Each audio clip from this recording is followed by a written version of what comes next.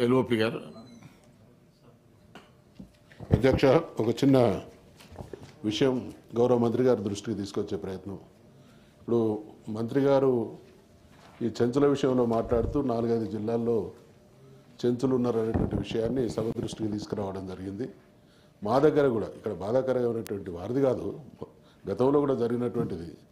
భూపాలపల్లి నియోజకవర్గం, ములుగు నియోజకవర్గం, మంతిని నియోజకవర్గం, ఈ ప్రాంతంలో కూడా చెప్పుకోదగినటువంటి సంఖ్యలో చెంచులు ఉన్నారు అధ్యక్ష. నేను ఒకరోజు అంటే గౌరవ సభ్యులందరూ కూడా ఈ విషయాన్ని కాస్త ఆలకించాల్సిందిగా మనవి చేస్తా ఉన్నా.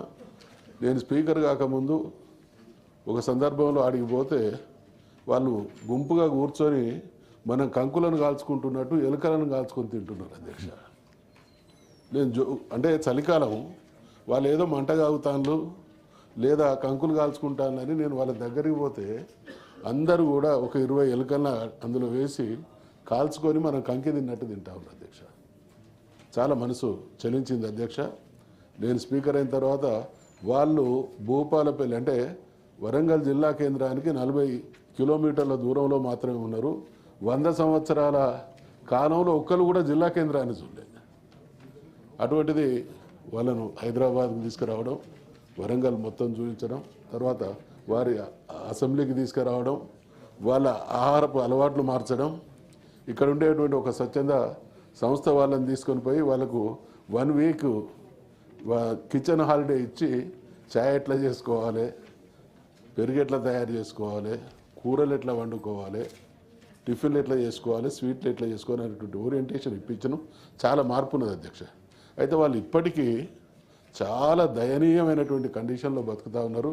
నేను అనంతపూర్లో ఆర్డిటి అనేటువంటి స్వచ్ఛంద సంస్థ ఉంటే వాళ్ళ దగ్గరికి పోయి రిక్వెస్ట్ చేసి వాళ్ళని తీసుకొని వచ్చి మా ప్రాంతంలో 600 ఇండ్లు 600 కుటుంబాలని అధ్యక్ష ఒక భూపాలపల్లి నియోజకవర్గం అన్నీ కట్టించిన అధ్యక్ష. కానీ వాళ్ళ ఆర్థిక పరిస్థితి బాగాలేదు అధ్యక్ష. దయచేసి ఈ ప్రభుత్వం మంత్రి గారు ఏదైనా స్పెషల్ డ్రైవ్ ప్రోగ్రాం తీసుకొని వాళ్ళ జీవితాల్లో కాస్త ఆర్థికపరమైనటువంటి వెసులుబాటు సహకారం అందించే దిశగా చర్యలు తీసుకోవాలని మీ ద్వారా ప్రభుత్వాన్ని కోరుతున్నారు. రఘుత్తం రెడ్డి గారు.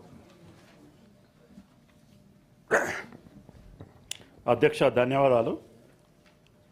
ఇప్పుడు ఈ గిరిజన ట్రైబల్ డెవలప్మెంట్ కింద నాగరిక ప్రపంచం వైపుకు వాళ్ళను జీవన విధానాన్ని మార్చాల్సిన అవసరం ఉన్నది. అన్ని రంగాల్లో వాళ్ళు ముందుకు రావాలంటే విద్యాపరంగా మనం వాళ్ళను ప్రోత్సహించాల్సిన అవసరం ఉన్నది. మేడం గారు ఇక్కడ ఉన్నారు కాబట్టి ఐటీడీ కింద చాలా పాఠశాలలు